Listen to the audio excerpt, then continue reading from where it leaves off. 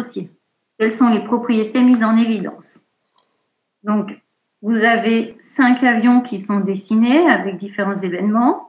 Et donc, les commentaires qui sont en face et qu'il faut associer, c'est trop lourd, propriété adaptée, pas assez tenace, pas assez rigide, pas assez résistant. Donc, il faut commencer évidemment par relier les propriétés évidentes et après aller comme ça pour attribuer les dernières pour lesquelles vous hésitez peut-être. Je vous laisse 1 minute de réflexion et après je présente la solution.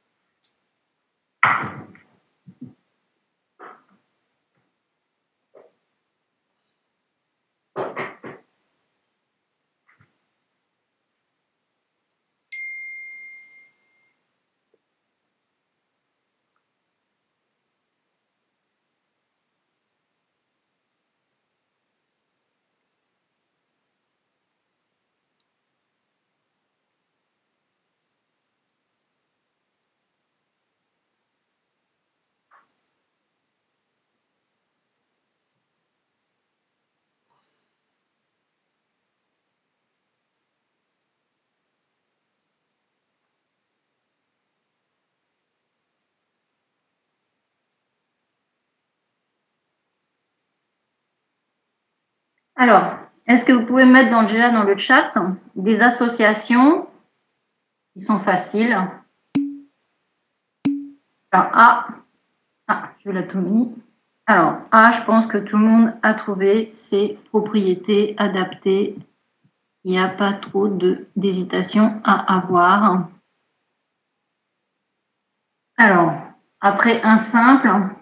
Alors, est-ce qu'il y en a qui veulent me mettre encore d'autres solutions? Je vois qu'il a tout mis, mais je ne sais pas si c'est bon. On va regarder.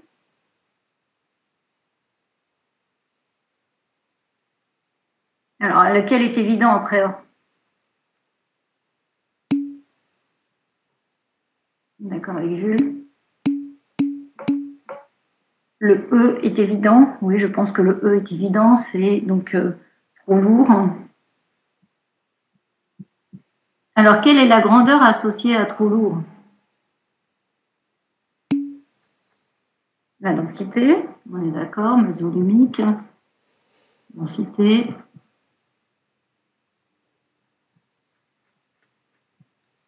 Je vais mettre trop, donc je vais mettre masse volumique. Donc, densité, vous mettez D. Après, lequel encore sur? Parce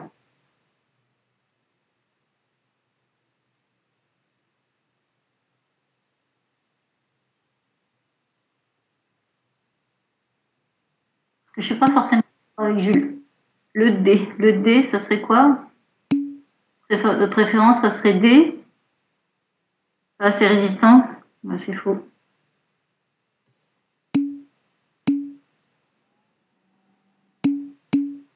Le B en général, il n'y a pas d'erreur sur le B. Le B, vous me proposez quoi pour B?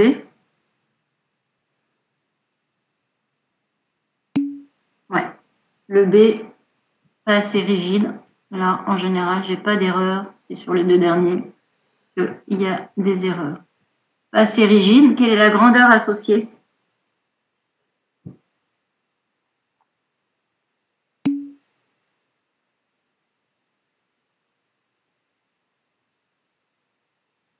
Et la grandeur que j'ai pu définir dans le cours, hein, dont on a déjà parlé. Qu'est-ce qui fait qu'un matériau est rigide, ou plutôt le module Young?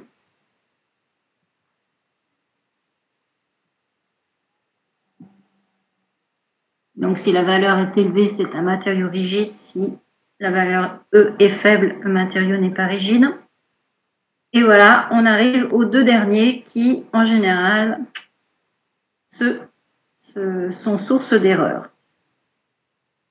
Donc, il y en a un qui se casse, il y a un avion qui se casse, le D, alors que le C se plie.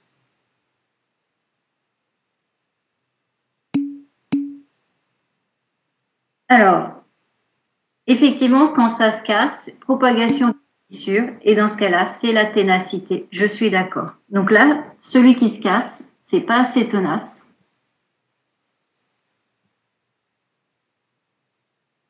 C'est pas assez tenace. Et dans ce cas-là, c'est la constante associée, enfin la grandeur, pardon, associée, c'est la ténacité, grand K, la ténacité. Donc, si K est faible, eh bien, on a un matériau fragile. Au contraire, si K est élevé, on a un matériau tenace qui va tarder à se rompre. Donc, la ténacité, c'est la capacité d'un matériau à résister à la propagation d'une fissure. Donc, c'est très bien, Gabriel. Et donc, par déduction, il n'en reste plus qu'un. C'est pas assez résistant. Et qu'est-ce qui s'est passé pour cet avion? C'est résistant. Il a une déformation, l'aile s'est pliée, c'est une déformation irréversible, une déformation permanente. Et donc la grandeur associée, ça va être la limite élastique. La limite entre sa déformation qui était élastique, où la contrainte était proportionnelle à epsilon, la déformation, et à partir d'un moment, eh bien, on va passer à une déformation plastique. On ne pourra plus revenir en arrière. Donc, c'est la limite élastique.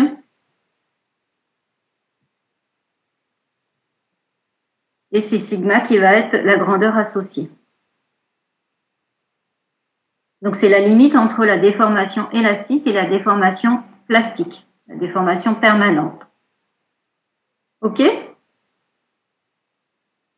Ça va pour ce vocabulaire? Voilà, donc en général, je vous dis, les erreurs, on l'a vu là dans le chat, c'est entre C et D que les erreurs interviennent. Alors, on continue. Quelles sont les propriétés chimiques à considérer avant de concevoir un objet? Quelles sont vos propositions?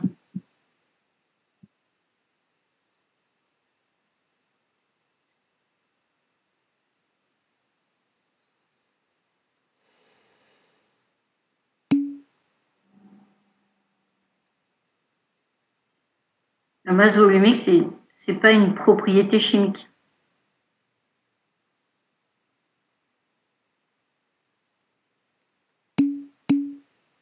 Voilà. On parle de corrosion, résistance à la corrosion, ça c'est pas mal. En fin de compte, quand on regarde corrosion, si on va regarder, voilà, ça dépend effectivement du milieu auquel il va être en contact. Et certains milieux peuvent donner lieu à de la corrosion. Donc, ce qu'il faut regarder, c'est un petit peu quels sont les milieux hostiles auxquels va être confronté notre matériau pour regarder quelle est la nature de matériau qu'on va choisir pour qu'il puisse résister à ce milieu hostile. Alors, qu'est-ce qu'on peut considérer comme milieu hostile?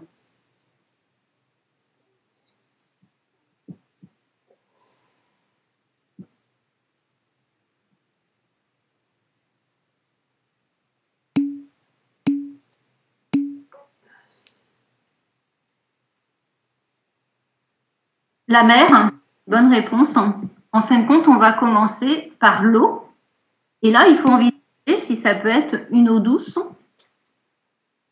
ou saline, parce que si elle est saline, eh bien, elle sera beaucoup plus agressive. Qu'est-ce qu'on m'a proposé? Acide base, ça c'est une bonne réponse.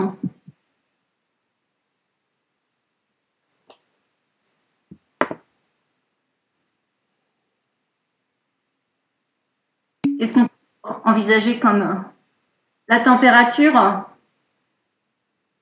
Oui, on peut le mettre. On va le mettre. Effectivement, si effectivement notre composite sera sollicité à des hautes températures, il faudra prendre des résines thermodures. Par exemple, des résines thermodurcissables, c'est les plus résistantes. Donc des résines thermostables, pardon, c'est ce que je voulais dire. Quoi d'autre qu'on n'a pas encore évoqué? En quoi ça peut être en contact?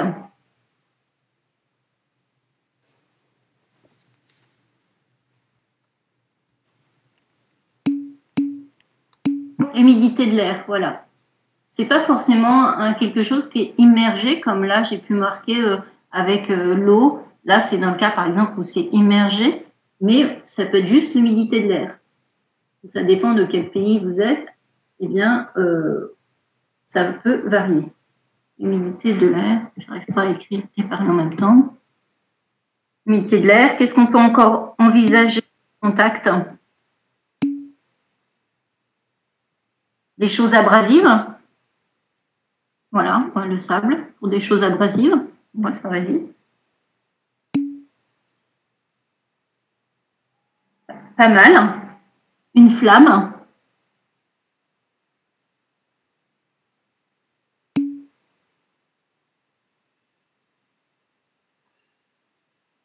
La pression.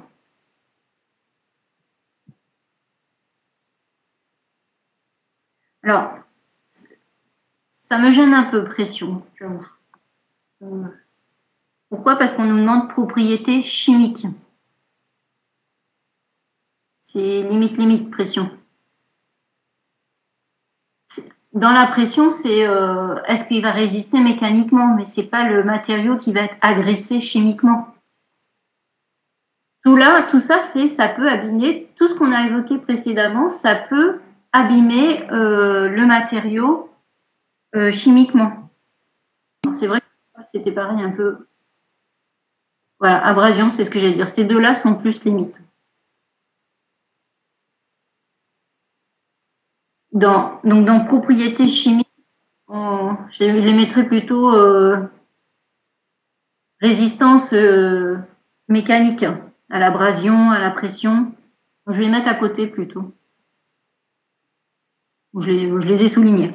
Il y en a un autre que je n'ai pas fini. Certains gaz peuvent abîmer chimiquement un matériau. Effectivement, donc, est-ce qu'il peut s'oxyder? Effectivement, l'oxygène de l'air. Il peut conduire à une oxydation de certaines doubliaisons. Oxygène. Et voilà. L'UV, je voulais l'avoir. Les rayonnements UV. Il me manque encore un que j'aurais bien voulu avoir. Qu'est-ce qu'on a mis? L'eau. Un peu la température, c'est. Donc les rayonnements. Rayonnements quels qu'ils soient. UV, infrarouge. Rayonnement. On a évoqué l'eau. Il faut se mettre aussi en milieu organique. Solvant organique. Et composé organique.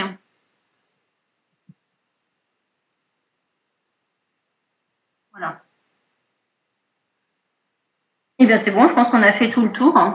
Donc, encore une fois, ce qui n'est pas souligné, c'est vraiment la réponse à la question, pour moi, quelles sont les propriétés chimiques auxquelles il faut penser lorsqu'on va choisir notre matériau, en quoi on va le constituer. Les autres, c'est plutôt les résistances mécaniques à l'abrasion avec le sable et la pression. OK?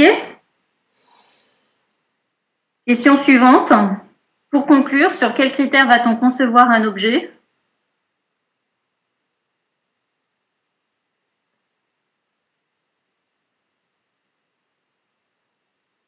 Sur quels critères va-t-on concevoir un objet?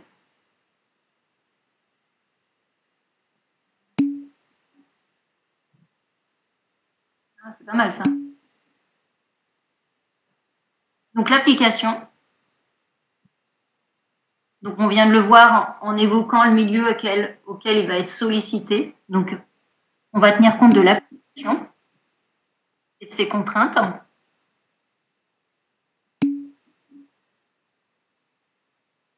Voilà, donc dans l'environnement, ça va être l'application et ses contraintes. Et puis il y a quand même un mot qui m'a plu, c'est géométrie. C'est pas tout à fait ce mot-là que je voudrais écrire.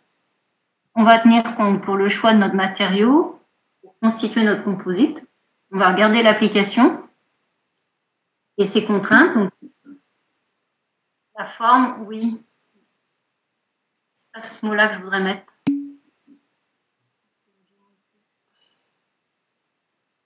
C'est toute la partie que vous allez voir avec Sébastien Johannes. Si vous pensez à une matière première et tout, est-ce qu'elle est compatible avec la mise en forme, le procédé que vous avez utilisé? Donc il faut aussi penser procédé pour formuler votre composite. Voilà, donc ça, il ne faut pas l'oublier aussi. Il faudra prendre en compte est-ce que la réalisation à laquelle vous pensez est possible avec le procédé. Voilà. Bon, petite notion introductive. Ah, ça, il reste une question.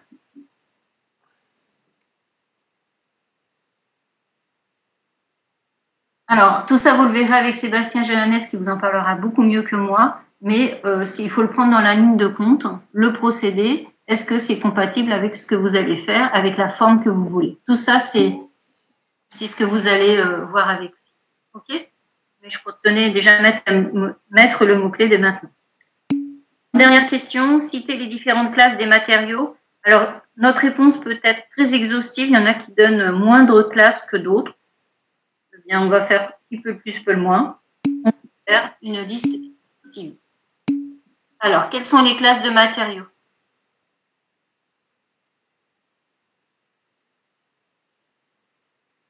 Ici, j'écris mal. Alain, tu écris bien. Et ses contraintes?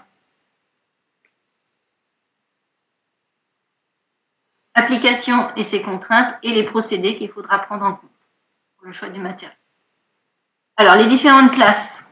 Qu'est-ce que vous me proposez comme classe de matériaux? Et on fait une liste exhaustive.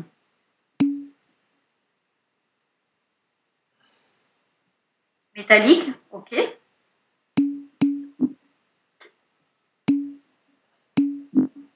Les polymères. Les composites.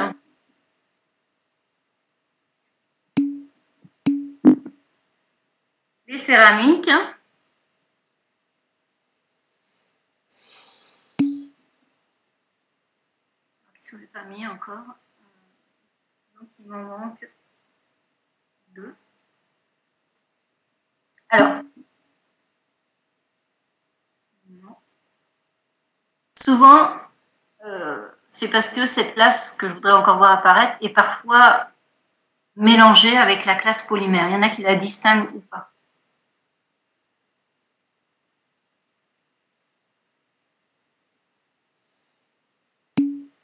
Je suis d'accord avec vous que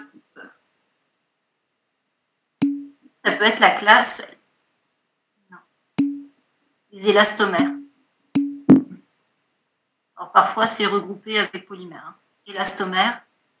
Et puis aussi céramique et verre. Il y en a qui le regroupent. Mais si on veut les distinguer, on a nos 6. Voilà. Donc, selon les personnes, cette liste varie entre 4 et 6 classes.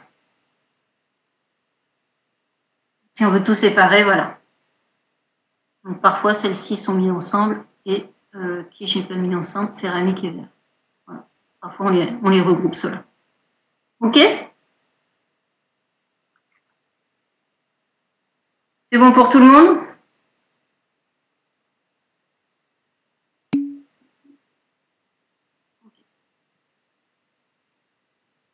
Eh bien, ça clôt cet exercice. On va faire un peu de calcul maintenant en passant à l'exercice 2. Exprimer la masse, la fraction volumique de fibres d'un composite en fonction de la fraction massique des fibres en faisant intervenir ρm et ρf. Alors, bon, j'ai écrit comme un cochon, je le reconnais. Maintenant, je vais essayer de, quand on écrit les exercices avec les symboles mathématiques, il faut bien écrire. Donc là, je vais essayer de faire un effort sur l'exercice 2. Est-ce que je peux effacer la tablette ?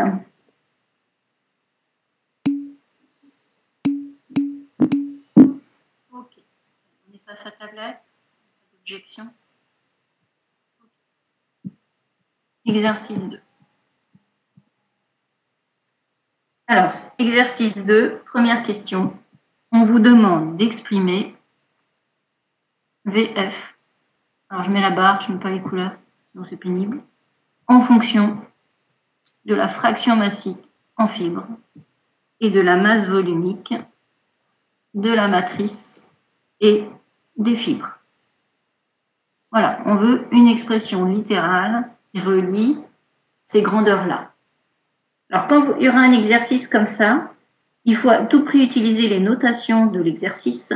Et si la notation n'est pas précisée, vous commencez par me dire ce que représente chaque symbole.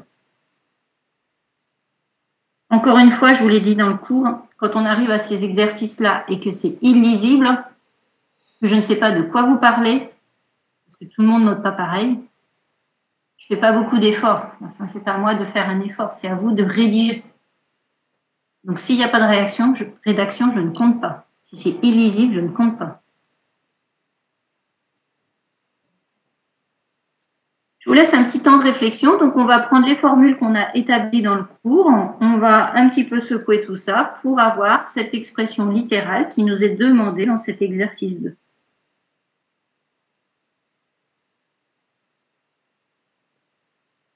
Alors, il n'y a pas qu'un seul chemin pour aller à Rome. Je vous présenterai une correction puisque je ne vois pas ce que vous faites. Mais ce n'est pas la seule façon de le faire. Il y a des chemins plus courts que d'autres, je m'en moque. Moi, ce qui m'intéresse, c'est qu'à la fin, il n'y a pas d'erreur. Voilà, prenez le temps de vous relire. Moi, je veux qu'il n'y ait pas d'erreur. S'il faut 10 lignes, il faut 10 lignes. Il en faut une, c'est très bien. Mais si, le capital, c'est d'avoir le bon résultat.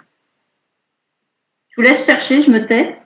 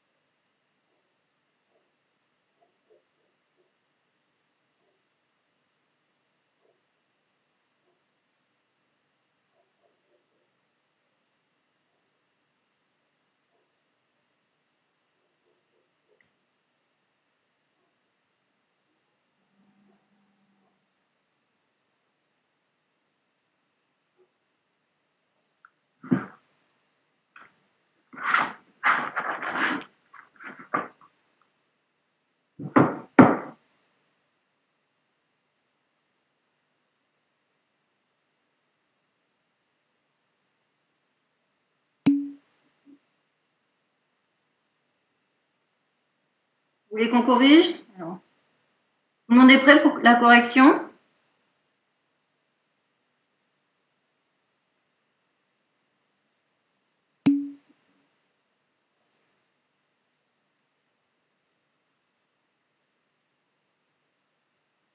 Ok, alors je corrige. Alors, vous voyez qu'on veut une relation entre les fractions volumiques et les fractions massiques.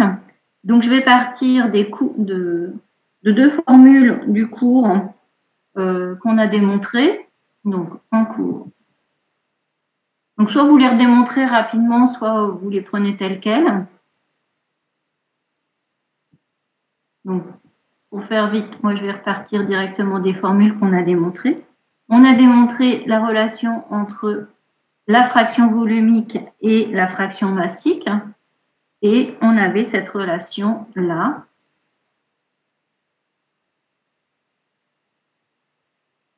Où s'alliaient bien les deux, fractions volumiques et fractions massiques. Ça faisait intervenir la masse volumique du composite. Or, on nous demande dans l'exercice de faire apparaître uniquement la masse volumique en matrice et en fibre. Donc, je vais utiliser une deuxième formule du cours qui me donne la formule de la masse volumique du composite. On a deux formules dans le cours qui expriment la masse volumique du composite, soit en fonction des fractions volumiques, soit en fonction des fractions massiques. Encore une fois, ici, on parle de fractions massiques, donc je vais prendre la formule en fonction des fractions massiques. C'est celle-ci que je vais prendre.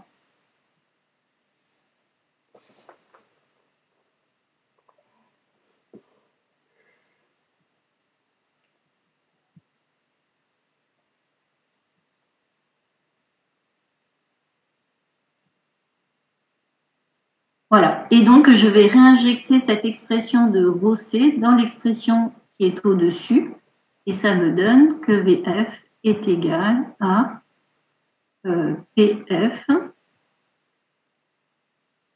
facteur de ρF, et PF, OF, PM, OM. Donc évidemment, je vais un petit peu supprimer cette cascade de fractions pour présenter un peu mieux cette réponse. Alors, je vais faire des simplifications. Ici, je vais multiplier ρf, je vais développer ma parenthèse. Donc, ρf, ici, va se simplifier. Et par contre, ici, il faut que je multiplie par ρf. Après, qu'est-ce que je fais? Je veux supprimer cette superposition de fractions. Donc, je vais multiplier en haut et en bas par la même chose, par ρm.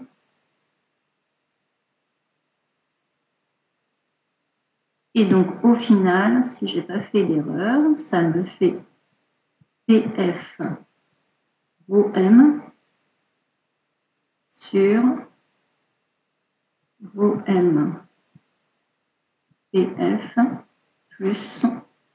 Donc là, ça va se simplifier, là et là, et il va me rester OF PM. On n'a pas tout à fait rempli le cahier des charges complètement. On me demandait uniquement de faire apparaître la fraction massique en fibre. Donc, je vais faire disparaître la fraction massique en matrice en écrivant que 1 moins E1 égale PF plus PM. Donc, je vais faire disparaître la fraction en matrice en écrivant que c'est 1 moins PF. Donc, ça donne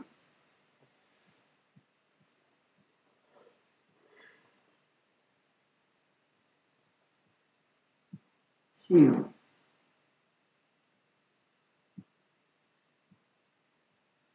plus OF 1 moins PF. Et si je veux regrouper tout ça, ça fait...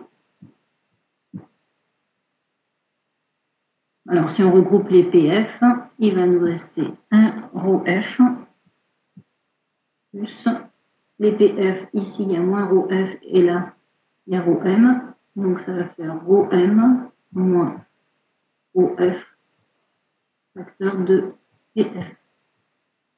Voilà, si je ne me suis pas trompée.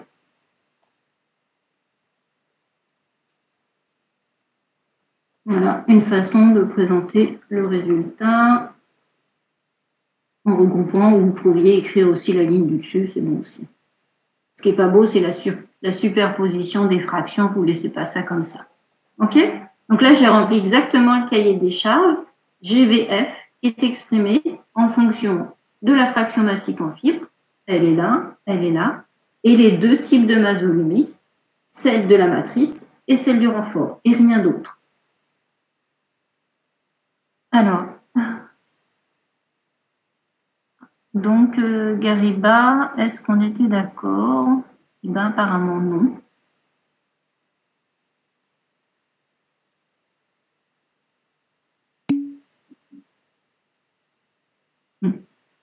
Ça va, vous arrivez à me lire?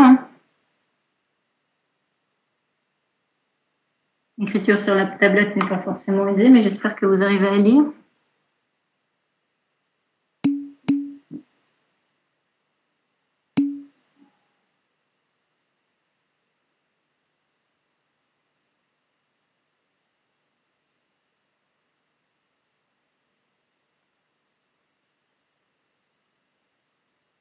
Je vous laisse noter la correction.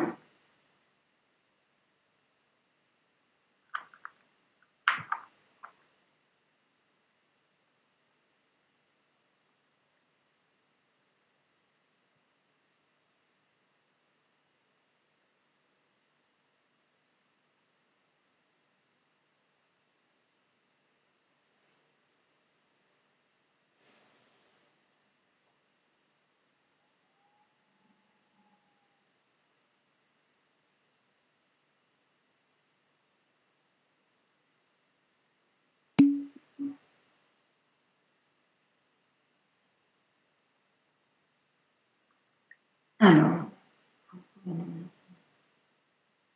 Danushika, je repars de là, c'est ça? Comment je passe de là à ça, c'est ça la question? Oui. Eh bien, en fin de compte, j'ai factorisé. Ici, j'ai la même chose, GPF, et ici, GPF.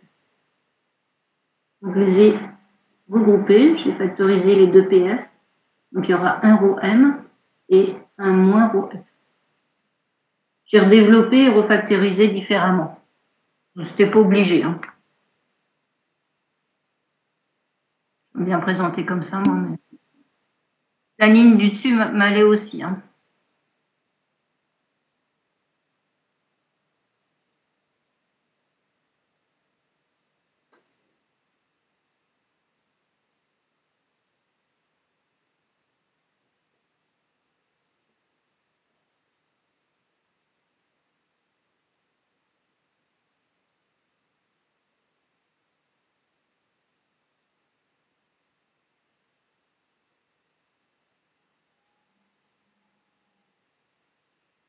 OK. Il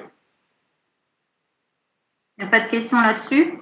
Voilà, donc on va faire plusieurs petits exercices de ce type-là. On va remanier toutes nos formules en fonction des contraintes demandées dans l'exercice. On va s'entraîner là-dessus. Alors, qu'est-ce qu'on nous demande? Question suivante. Tracer la fraction volumique de fibre en fonction de la fraction massique. Donc, on a la formule littérale, c'est bon. On va passer à l'application numérique pour 3 types de matériaux. Premier matériau, on a un composite à fibre de verre. On vous donne ça rho F. Deuxième cas, on a un matériau à fibre de carbone. Vous avez un autre rho F dans ces cas-là. Et troisième cas, on a un matériau à fibre de Kevlar. Et dans ce cas-là, vous avez encore une autre masse volumique pour cette fibre. Donc, en fin de compte, on veut 3 courbes. Donc, on va faire un tableau de valeurs, déjà pour voir si on est d'accord sur les calculs. Est-ce que je peux effacer le haut du slide pour préparer le tableau de valeurs qu'on va faire ensemble?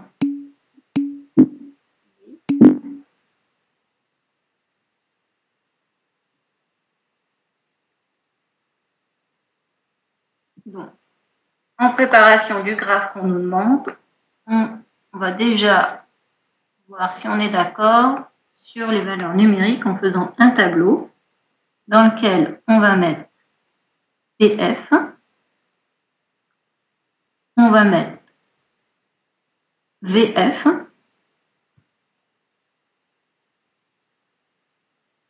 et évidemment, on va faire 3 sous-cas selon la nature de la fibre.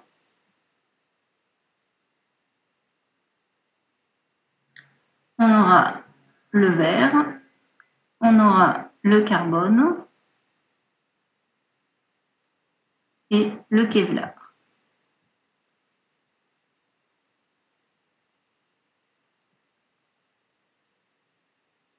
Et donc, on va se faire un tableau de valeurs où on va mettre alors des pourcentages.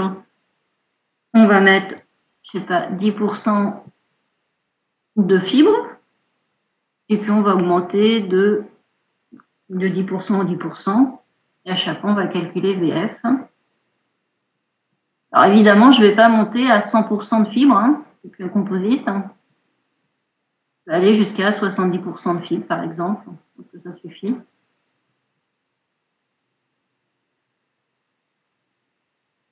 Je vais effacer ça, la place.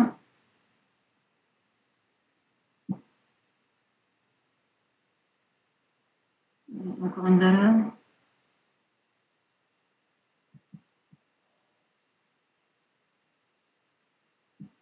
Allez. Vous faites ce tableau de valeurs et après, on dessine la courbe. Les courbes, sur le même graphe. Donc après, on dessinera VF, que vaut VF en fonction de PF.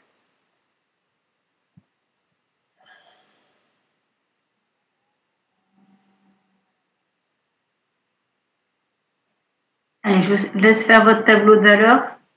Donnez pas tout de suite la réponse dans le chat, que tout le monde fasse des calculs. Les calculs, il faut vraiment s'entraîner en TD pour ne pas faire d'erreur de calcul le jour de l'examen. Donc faites tous des calculs, j'espère.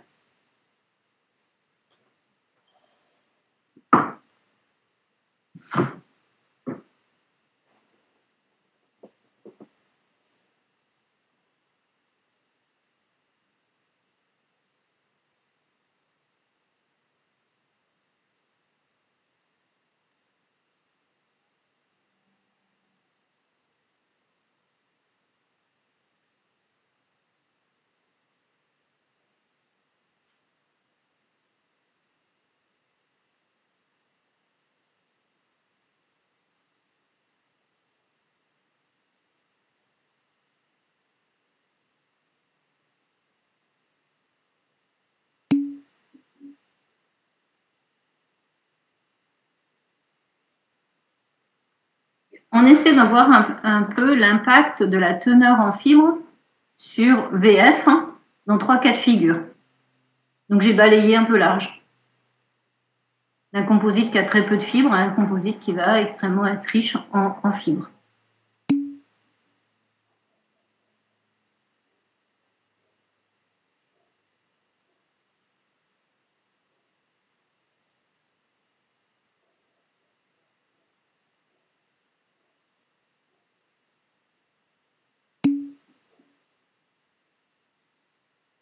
Si c'était le jour de l'examen, je vous donnerais un intervalle.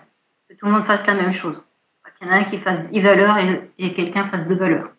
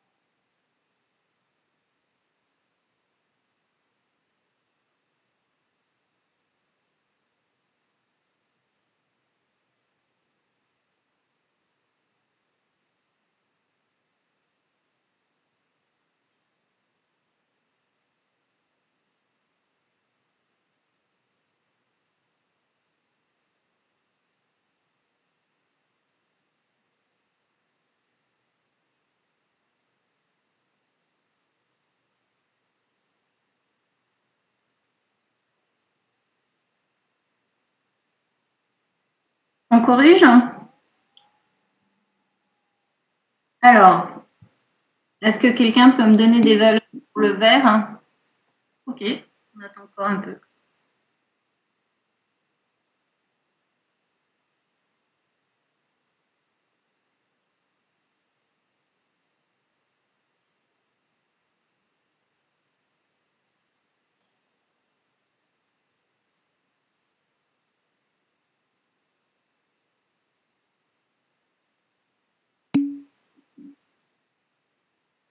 Ok. Alors, est-ce que quelqu'un peut me donner, par exemple, des valeurs pour la colonne du vert? Alors, on y va. Je regarde si je suis d'accord. 0,5.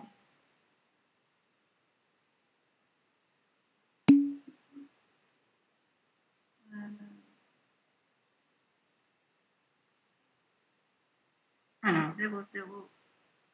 Alors, si on regarde la même précision qui est donnée pour d'autres chiffres, je vais mettre un 1 pour la première valeur. Et on va peut-être se contenter à 3 chiffres après la virgule.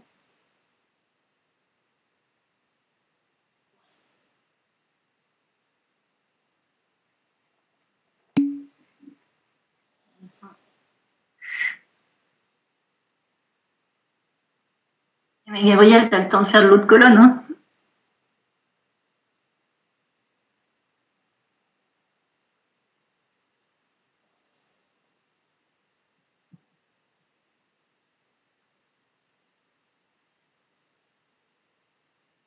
Eh bien, c'est un sans faute.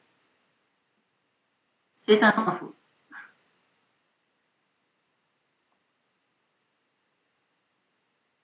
Alors, est-ce que quelqu'un a calculé la colonne carbone?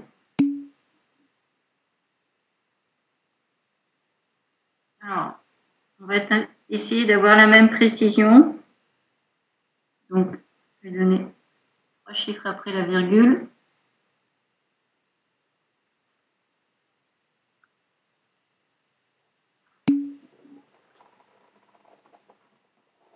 Après, qu'est-ce que vous avez comme valeur?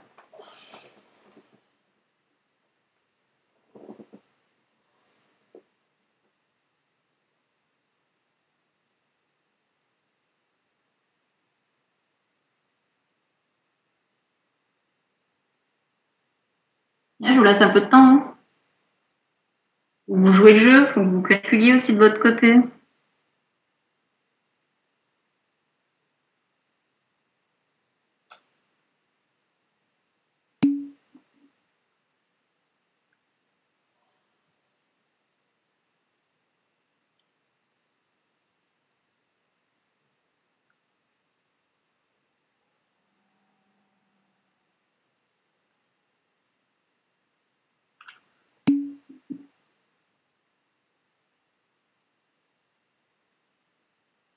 Vas-y, bah, mets tes valeurs quand même si tu as 2 chiffres. Zoé, vas-y, donne-moi tes valeurs et je corrige.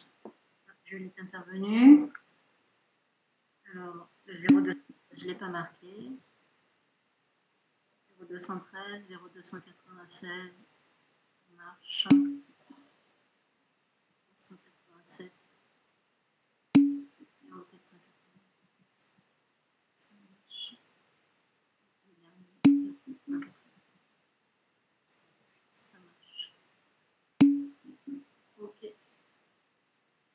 Voilà. Est-ce que quelqu'un a calculé le Kevlar? Quelqu'un peut me donner les valeurs du Kevlar maintenant?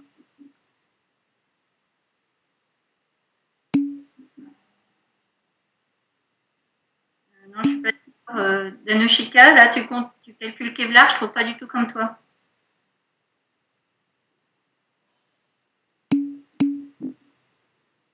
Voilà. Arnaud a pris la relève, c'est bien, merci. Alors, qu'est-ce que tu as après, Arnaud, comme valeur? Merci. 0,175, 0,255, 148, ça marche. 144, 500. 5 et 651. Et bon, on a tout. OK. Donc voilà, donc ça nous donne notre tableau de valeur. Donc on nous demandait un graphe tracé, voilà. Alors, qu'est-ce qu'on a? On va faire un code couleur. Vous avez, ça donne quelque chose comme ça pour le Kevlar. Après, on va changer de couleur, ça marche. Vous avez en dessous la courbe. Bon, j'exagère un peu, hein, c'est pas aussi intense. Voilà, le carbone. Et on va encore changer de couleur. Voilà. Et en dessous, on va trouver avec la fibre de verre. Voilà.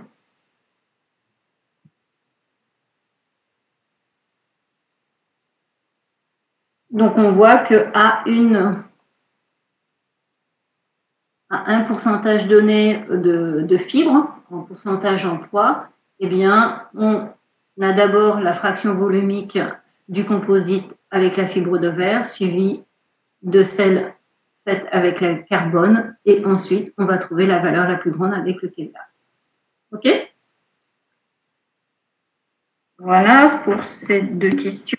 Il reste...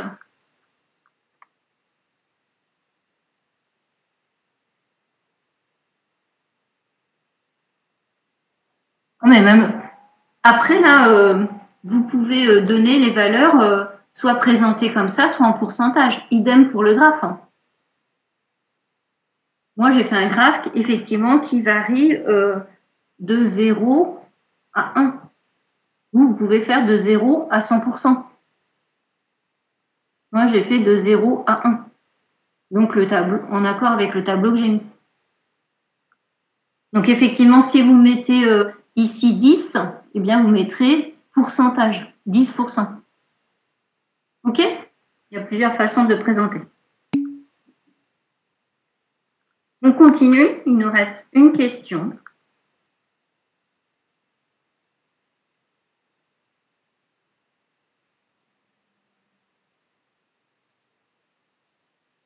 Il va falloir que j'efface un peu. Regardez ça si vous en avez besoin.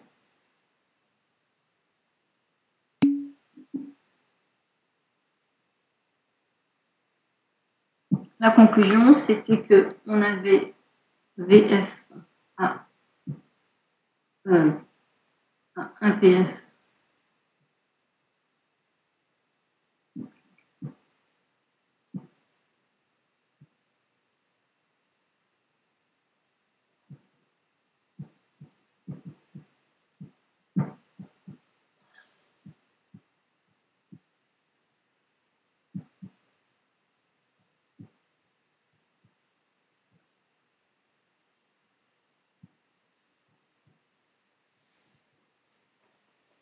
Voilà.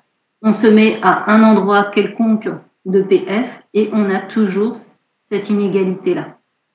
La fraction volumique en fibre est la plus élevée en Kevlar, en utilisant du Kevlar, un peu plus faible en utilisant du carbone et encore plus faible en utilisant de la fibre de verre.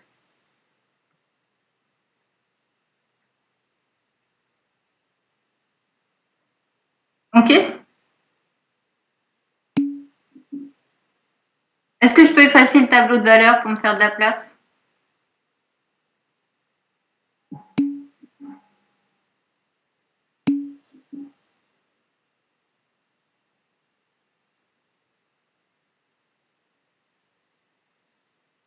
L'objection, j'efface tout.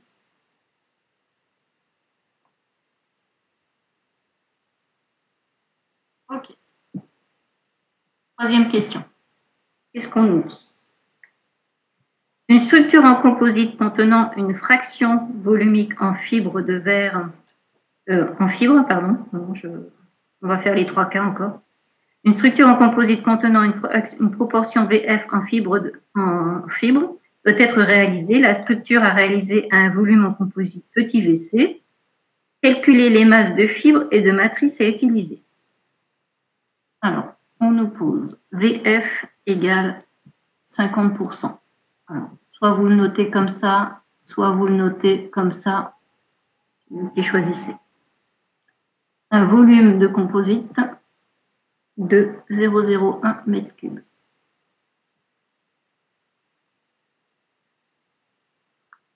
Calculer la masse de fibres.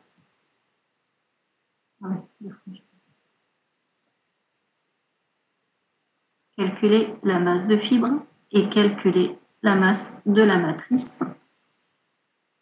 Dans ce cas-là, pour les trois types de fibres.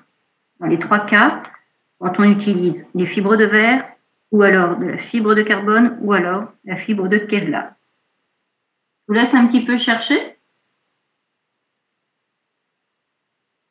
Encore une fois, il y a plusieurs chemins possibles. L'idée, c'est que vous ne fassiez pas d'erreur, peu importe le nombre de lignes.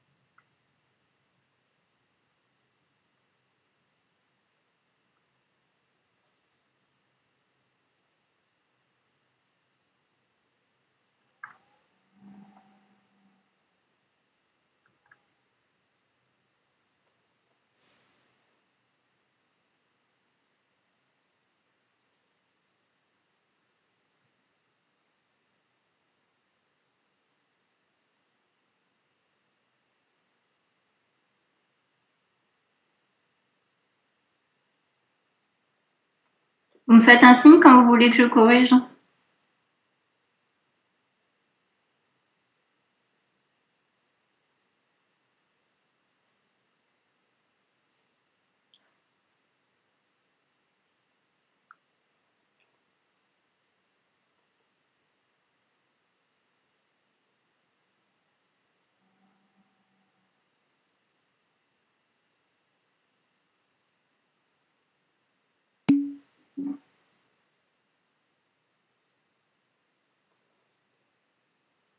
Alors, les valeurs des masses volumiques, on va utiliser les masses volumiques qui sont données à la question 2. Oui, tout à fait.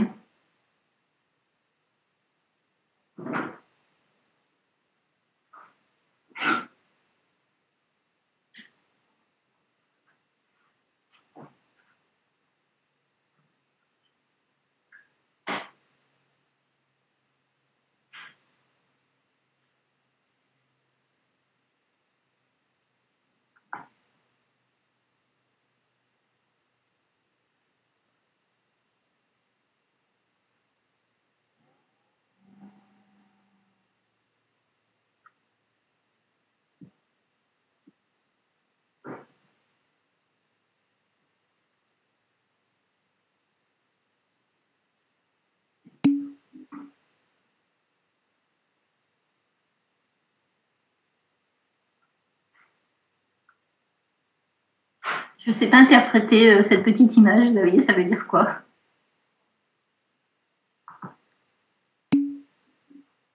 Oui, il a besoin d'aide, c'est ça? Xavier a besoin d'aide?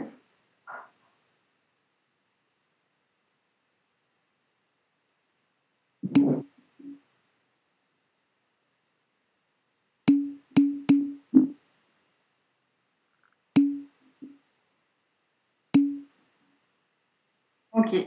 Donc on y va, on corrige? Alors, faisons des choses simples d'abord. Quelles sont les choses simples qu'on peut calculer? Vous avez VF qui est égal à 50%. Donc, vous pouvez calculer la fraction volumique de l'autre partie, c'est-à-dire la matrice, puisque la somme des deux, ça fait 100%. Pour l'instant, ça c'est un petit calcul qui est facile à faire. 1 moins 0,5, 50% évidemment. Ok.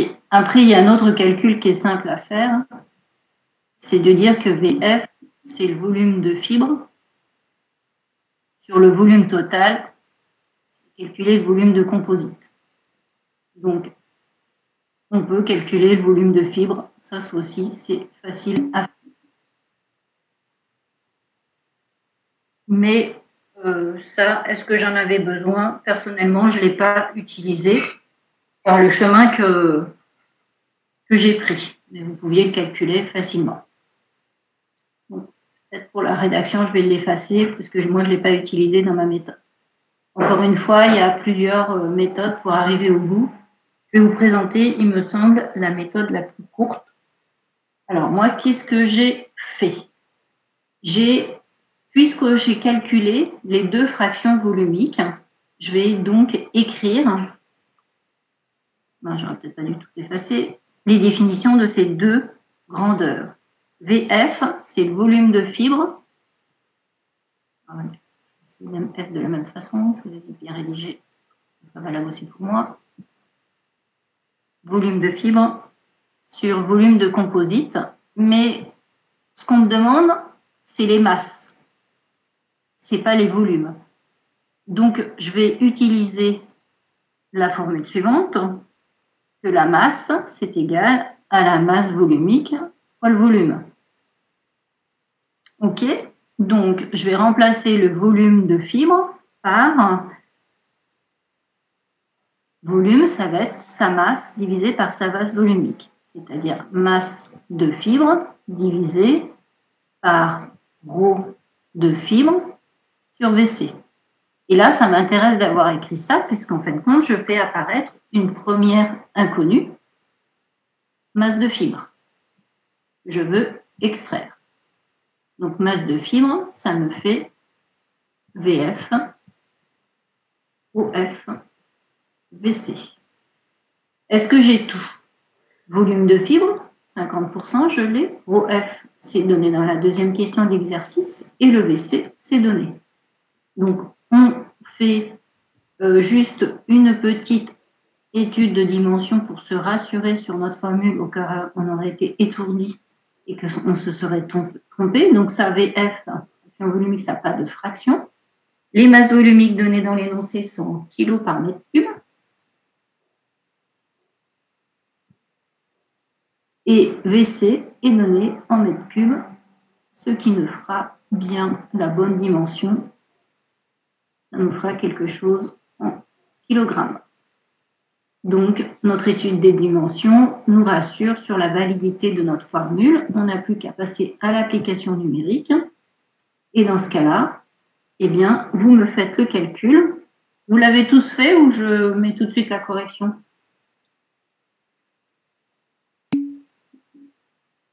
Voilà, il y a 12,5. Donc, ce qui donne... Alors, pour les fibres en verre, ça nous fait masse de fibre égale 0,5 fois ρ de la fibre. Ρ de la fibre, c'était 2500. Volume du composite, 0,01. Et j'ai, comme vous, trouvé 12,5 kg. Maintenant, pour faire les autres, alors on a quoi? Du carbone, fibre en carbone. Masse de fibre égale 0,5. Masse volumique du carbone, 1900. 0,01 égale 9,5 kg. Et pour les dernières fibres en Kevlar,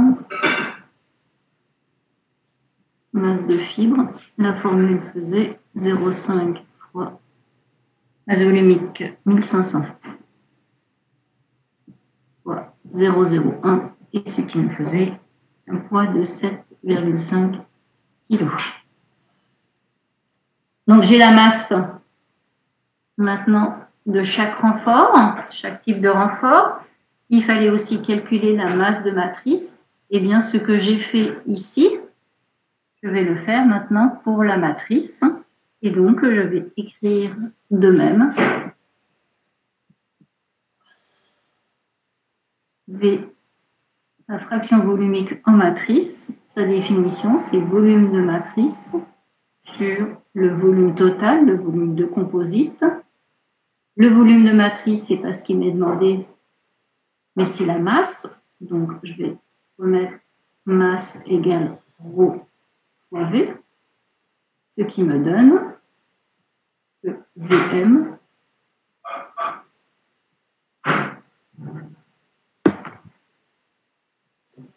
égale donc masse de matrice sur ρ de la matrice fois Vc. J'isole ma masse de matrice, ce que je cherche. Masse de matrice égale donc Vm ρm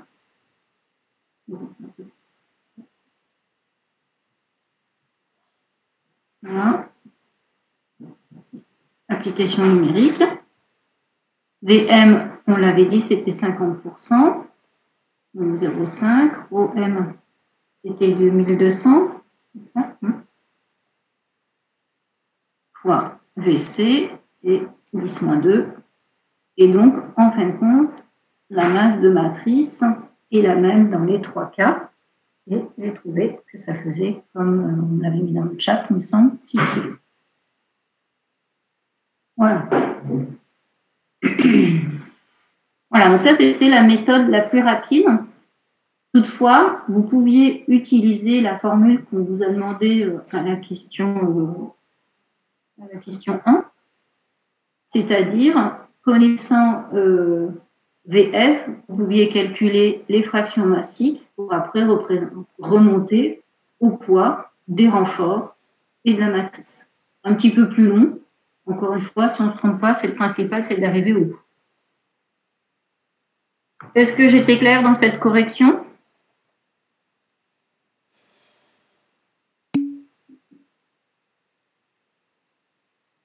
Alors, c'est ces petites transpositions qu'on va faire plein de fois dans des exercices différents et que vous devez maîtriser parce que vous allez les utiliser en TP.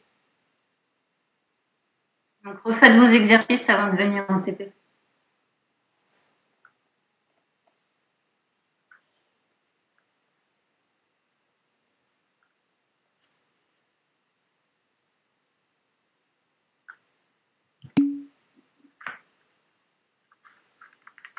En TP, on va vous donner par exemple des informations de fractions en volume et puis il faut les traduire en masse ou inversement. Il faut savoir jongler entre l'un et l'autre.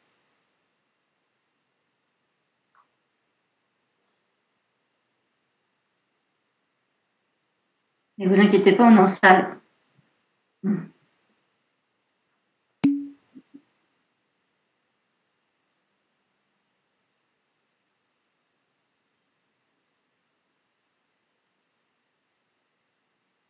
D'ailleurs, Monsieur Legrand a dû vous donner une répartition de qui fait quoi à chaque séance de TP pour que vous sachiez quel TP vous allez préparer. Ah, je vais le mettre sur eCampus.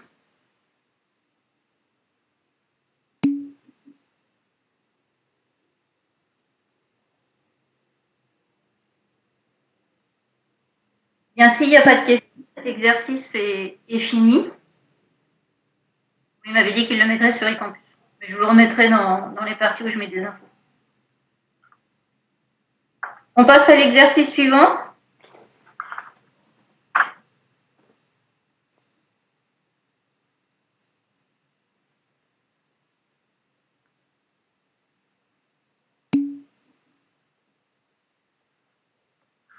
Mais je vous le remettrai, vous inquiétez pas. On passe à l'exercice 3. Alors, on va essayer d'attribuer des propriétés soit à la matrice et ou au renfort. Donc, parmi les propriétés suivantes, indiquez qu'elles sont principalement assurées par la matrice et celles qui sont principalement assurées par les renforts. Je vais effacer le début de la tablette pour pouvoir présenter la correction. Je vous laisse réfléchir entre-temps.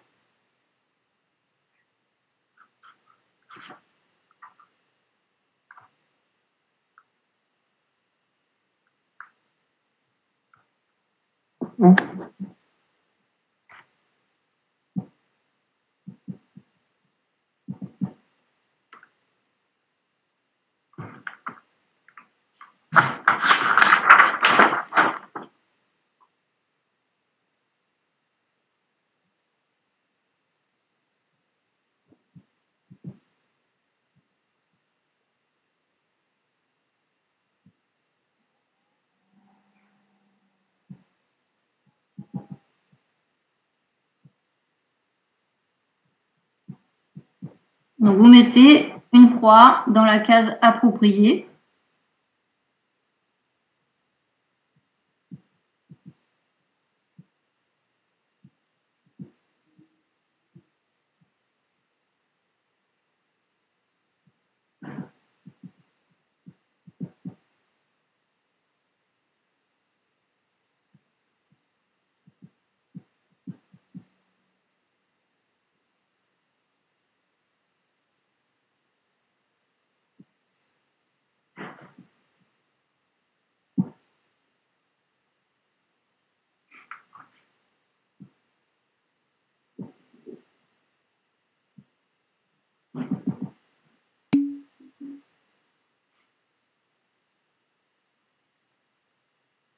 Et je vous l'ai envoyé par... Ah non, il est sur eCampus. Je vous l'ai mis sur eCampus. Vous avez un module qui est dédié au polymère et j'ai mis les TP sur eCampus. Pendant que vous allez réfléchir, je vais regarder. Distance en quoi?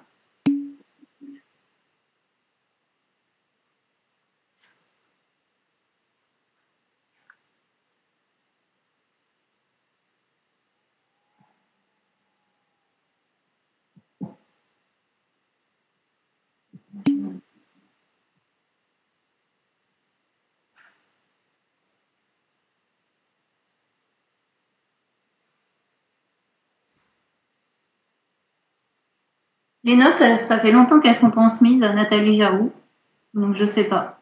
Avec elle qu'il faut voir.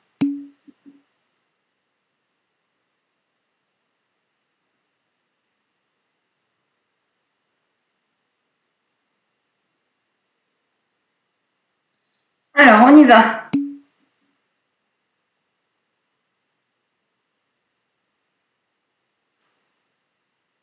Alors, qui c'est qui est responsable de la résistance en traction?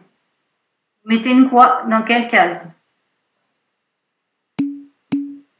Renfort.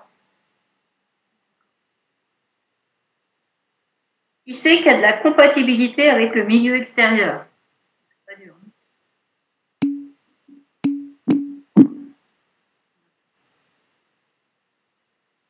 Qui c'est qui apporte de la rigidité au composite?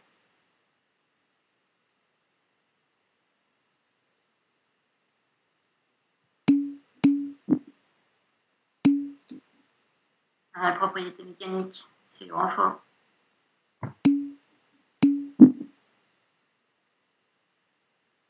Ok. Stabilité en température.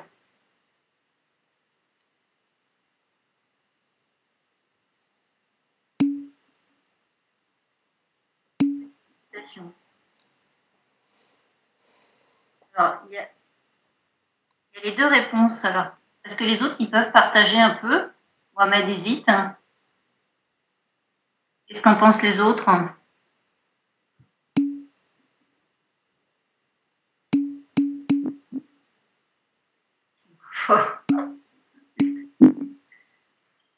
il y a discussion.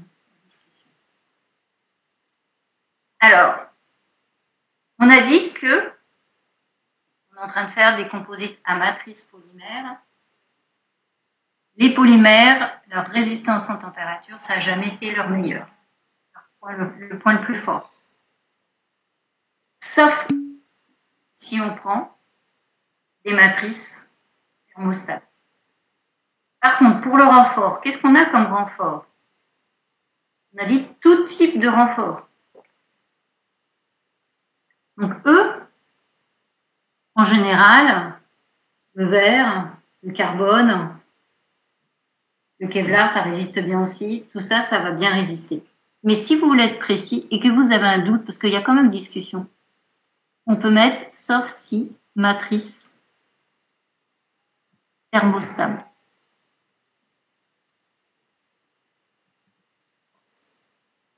Voilà. Ça veut dire qu'on a bien réfléchi que dans la majorité des cas, les polymères, c'est pas leur fort, résister en température. Sauf quelques cas particuliers, sauf que quelques cas polymères, on avait vu ensemble on a vu dans les thermoplastiques, c'était toutes les matrices, il y avait plein de noyaux aromatiques. Donc là, effectivement, on peut monter jusqu'à, allez, on va dire 300 degrés max. Et pour les résines thermodurcissables, on n'a pas encore évoqué ça, mais on va monter plus. Ok, donc la première croix, c'était plutôt le renfort, mais vous pouvez mettre ça si vous hésitez, comme ça. J'ai mis sauf si matrice thermostable. Ah. Le sauf si, peut-être qu'il est ambigu. Mettez matrice thermostable. Voilà. Sinon, il ne faut rien mettre. Donc la croix la plus évidente, c'était renfort. Mais toutefois, puisque je vois que vous hésitez, vous pouviez rajouter ça. Et ça aurait été dans ce cas-là cohérent. Résistance au choc, vous me proposez qui?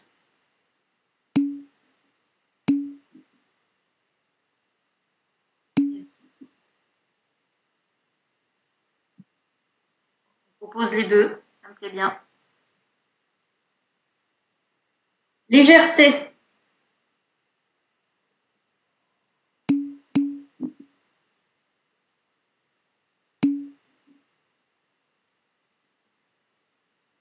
Ça me plaît bien. Géométrie.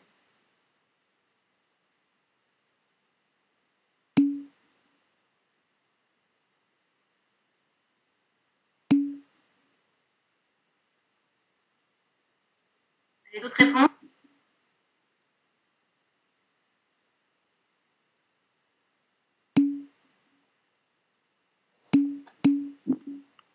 Ça se disperse comme réponse. Qui c'est qui va donner la forme finale de votre composite? Eh bien, non, c'est pas parce que c'est pas le renfort. Le renfort, il sera, si c'est des fibres, ben, ça reste en forme de fibres. Si c'est sous forme de particules, c'est en forme de particules. Et ça n'est pas du tout corrélé à la forme finale du composite. Ce qui va donner forme finale, c'est la matrice qui va prendre la forme du moule. Donc là, il n'y a pas d'ambiguïté, c'est que la matrice. Là, il n'y a vraiment aucune ambiguïté, que la matrice. OK? Donc en fin de compte, il y a peut-être cette case-là où vous pourriez ne pas remplir la case. Voilà, le renfort, il est englobé dans la matrice. Et c'est pour ça que c'est la matrice qui donne le renfort, qui donne la géométrie. OK? Est-ce que c'est clair pour tout le monde?